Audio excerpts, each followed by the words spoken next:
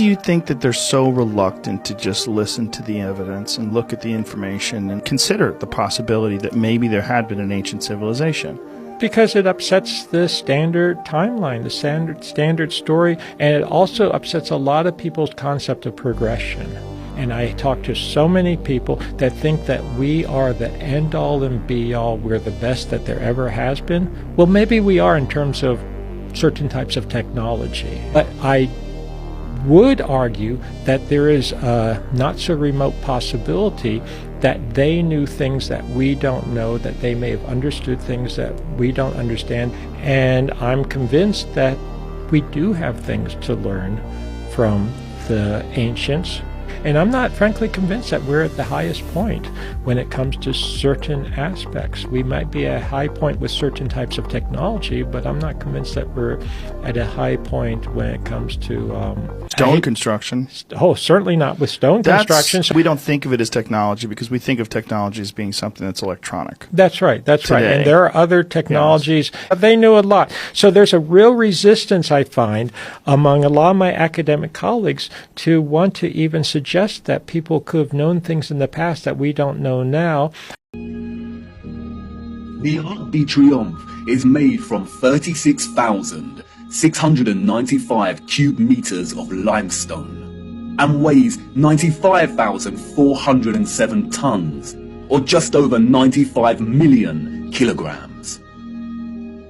They tell us it took 12 years to build the giant arch in two different periods, between 1806 to 1814 and between 1832 to 1836. How did they transport this amount of limestone with the same horse and carts that we see in the photographs? Look closer at the four sculptures that adorn each of its sides. Look at the intricacy of the sculptures and the patterning of the ornamentation that frames the arch. Each section is perfectly repeated without any deviation or inconsistency. The first true power tool was not invented until 60 years after this arch was completed. They tell us this was crafted by hand. Is that even possible? And then there is the ceiling of the arch. Immaculate 3D sculpted roses, perfect in their geometric symmetry.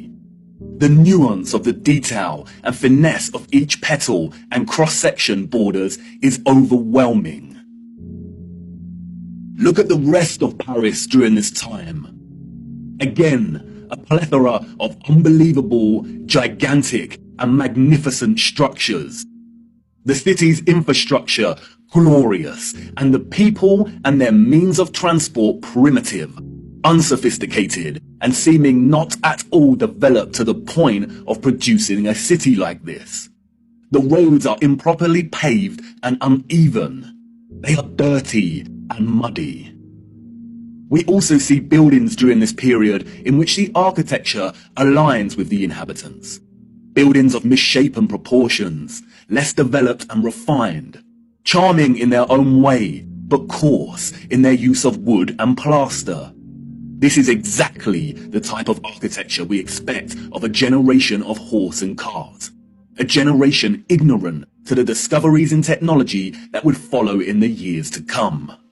In 1998, the CIA declassified a document which they had produced in 1957. A section within the document mentions the existence of the Tartarian civilization. In other words, Tartar history was to be rewritten. Let us be frank, was to be falsified in order to eliminate references to the great Russian aggressions and to hide facts of the real centre of Tartar-Russian relations. A book that covers Tartaria very well is the James William Lee book called The One World Tartarians, the greatest civilization ever to be erased from history. And in the book, he explains how the historical presence of Tartaria was deliberately censored and deleted. Now, I don't know if you've heard of the Tartarian Empire, but I'm going to tell you like this. This is the Waldorf and Astrello Hotel in New York.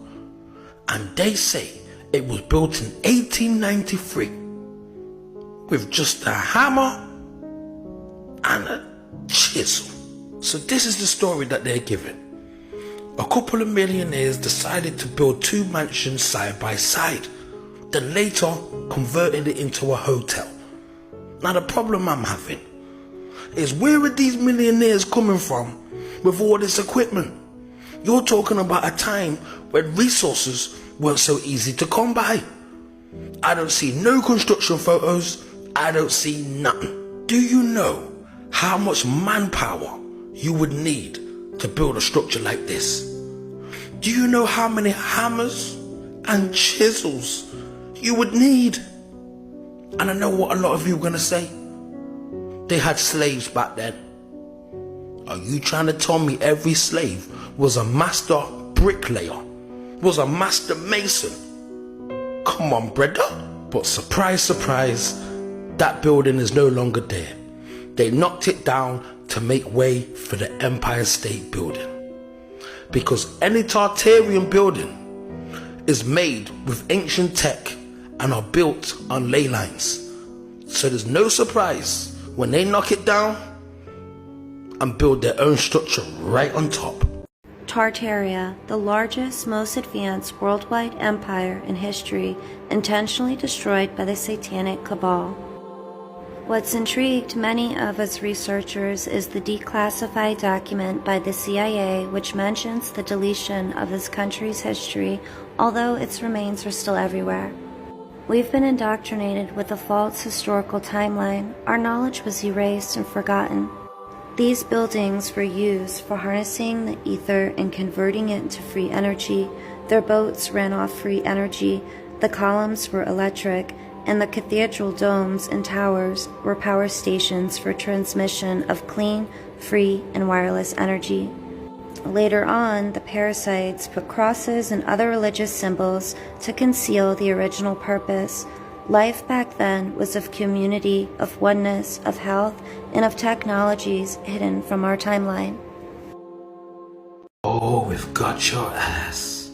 We've got your ass now. San Francisco, World Fair. Oh my days. 636 acres of land, 435-foot step tower. Apparently, 24 countries was involved in building it, and it took 3 years to build. But just like the Chicago World Fair, after 10 months, they ripped it down. They basically just brought in dynamite and blew the whole thing up. But not everything was destroyed. This is the Palace of Fine Arts, and it still stands to this day. But they recently got the go-ahead to tear this down as well. I guess it was a clear giveaway that the fair wasn't made out of wood and plaster, like they said. This part of the building still standing as well. At the top is what it used to look like, and at the bottom is what it looks like now. Don't look temporary to me. I don't believe they built that World Fair. I believe it was there from the old world, the previous civilization. Because why would you tear down something as glorious as that and replace it with this? You can clearly see the difference in construction. That's Moorish Tartarian architecture. We don't build like that. I know that this might be hard for you to take in, but history is a lie.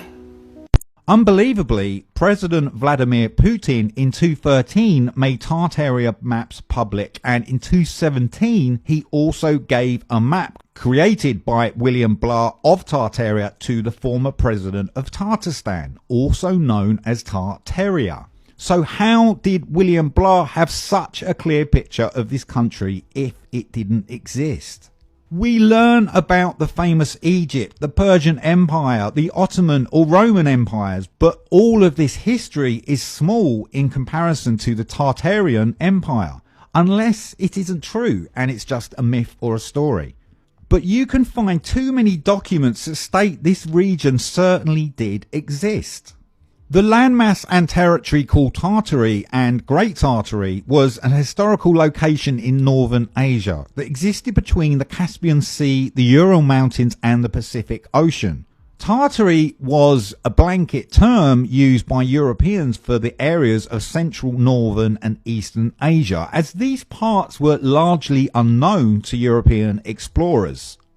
This is why the entire geographic territory was known simply as Tartary, and its inhabitants were called Tartars. There are many ways in which electromagnetism can be produced. We've looked at some before. We know that a magnetic field can produce electricity, and that electricity can produce a magnetic field. Magnetism and electricity are inextricable. An electric current passing inside a wire creates a corresponding magnetic field outside of the wire. And an electric current is created in a loop of wire when it is moved toward or away from a magnetic field. The horseshoe magnet can also function as an electromagnet. The first ever electromagnet was invented in 1824, we are told, and was in the form of a horseshoe magnet. Its power was evident from the beginning. If a civilization was to advance technologically through the use of electromagnetism, then the horseshoe magnet would certainly have a tremendous role to play in that development. Yes, it certainly would. And it certainly did. The horseshoe magnet. The Arc de Triomphe. Yes, one of the most powerful electromagnets ever constructed.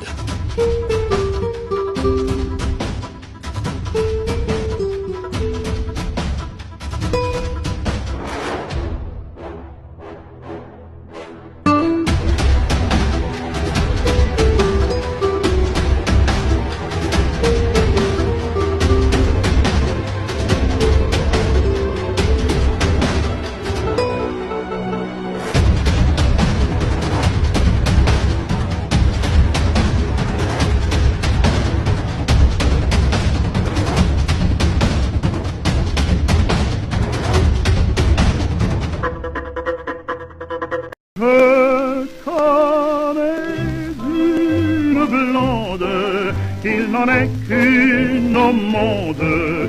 Quand elle sourit, le paradis n'a rien d'aussi joli que les charmes de ma blonde. Je n'aime qu'elle au monde. Ses yeux charmeurs, son sorteur, c'est tout mon bonheur.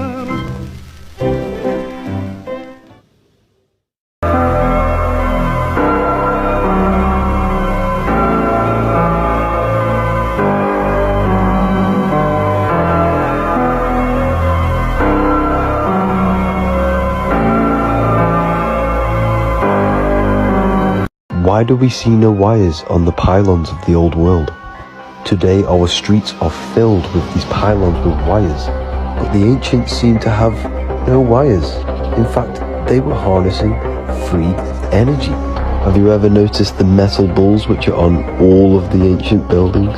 You probably still have them now. These metal bulls were filled with mercury, and on top of them was an antenna which was harnessing the electromagnetic energy. This energy was then sent to the mercury, and watch what happens with mercury.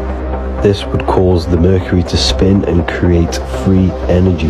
The word cathedral comes from cathodral, anode and the cathode, because it's creating electricity. All of these buildings around the world all had the same antennas. This is because it was the great Tartarian Empire. Take a look for yourself.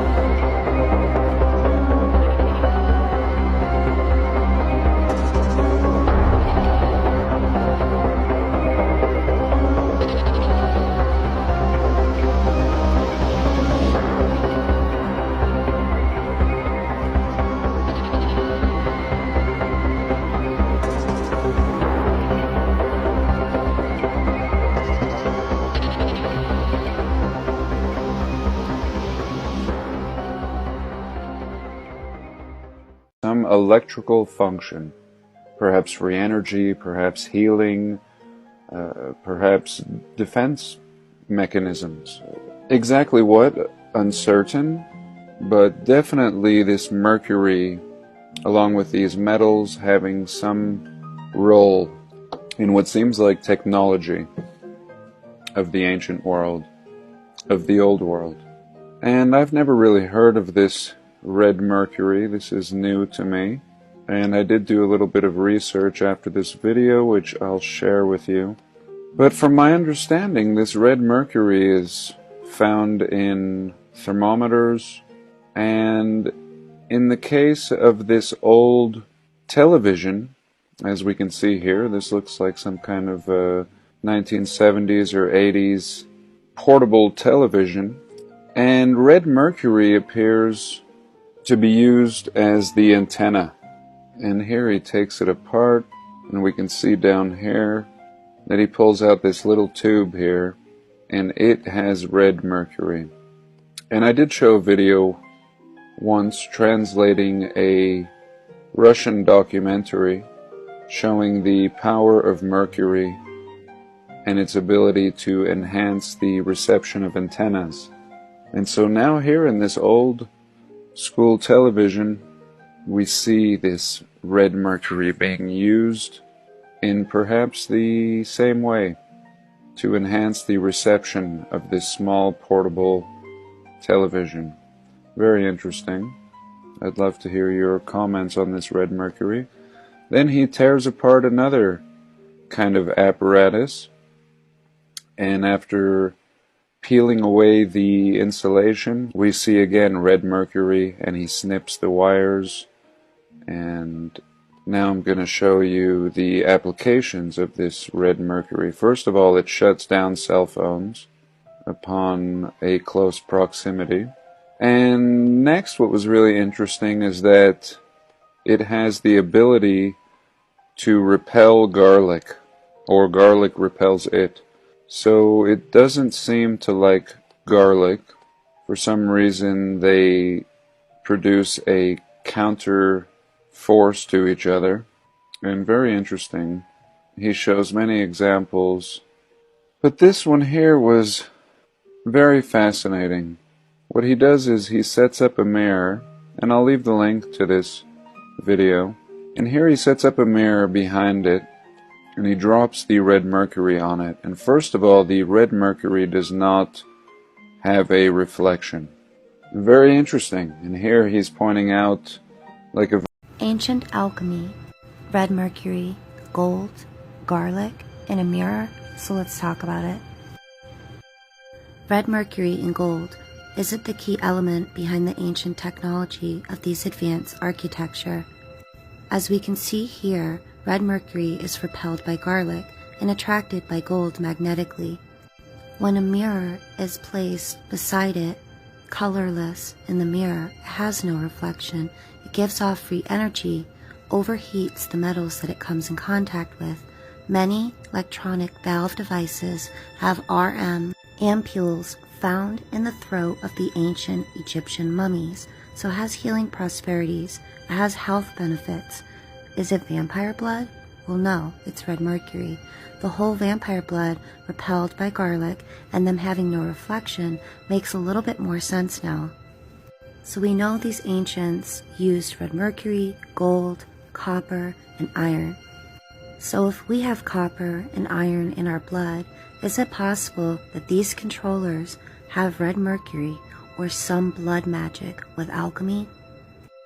It has many uses and generates a power field on its own. It could have been used to power the ether, plasma devices, generators, power sources, frequency boosters. Let's talk a little bit more about how it's extracted. So cinnabar ore is crushed and heated to release the mercury as a vapor. The mercury vapor is then cooled, condensed, and collected. And according to the narrative, they used the red mercury for nuclear war. Well, of course they used it for evil because that's what they're known for doing. And at the same time, they say these experiments that are conducted are hoax. The further back we go, the more advanced these people were. I mean, they were true alchemists, but of course our knowledge was erased and forgotten. There's other experiments conducted with mercury using it as a signal booster, receiver, and transmitter, so it's possible they used it as part of the airship power as well as the electric vehicles, and possibly the wireless trolley cars that they had. So next I'm going to be looking into groups of people, including the Vatican, and see the relationship that they have with red mercury. It might be hard, but let's take a journey into the past and see what groups of people are associated with red mercury, as well as the controllers' homes, castles, and palaces that they currently own today. Let's look at the top of these buildings and also pictures of the inside of these homes. Let's see what they've been up to all along.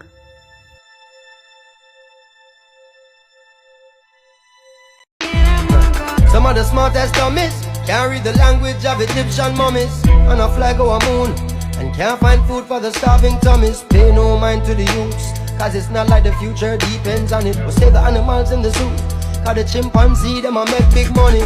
This is how the media villages, on TV the picture is savages and villages, and the scientists still can't explain the pyramids.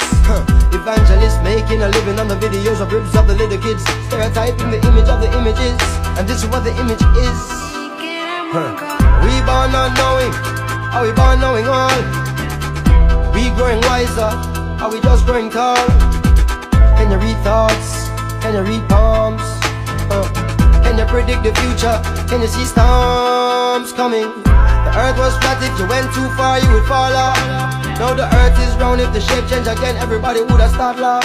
The average man can't prove of most of the things that he chooses to speak of, and still run research and find out the root of the truth that you seek of.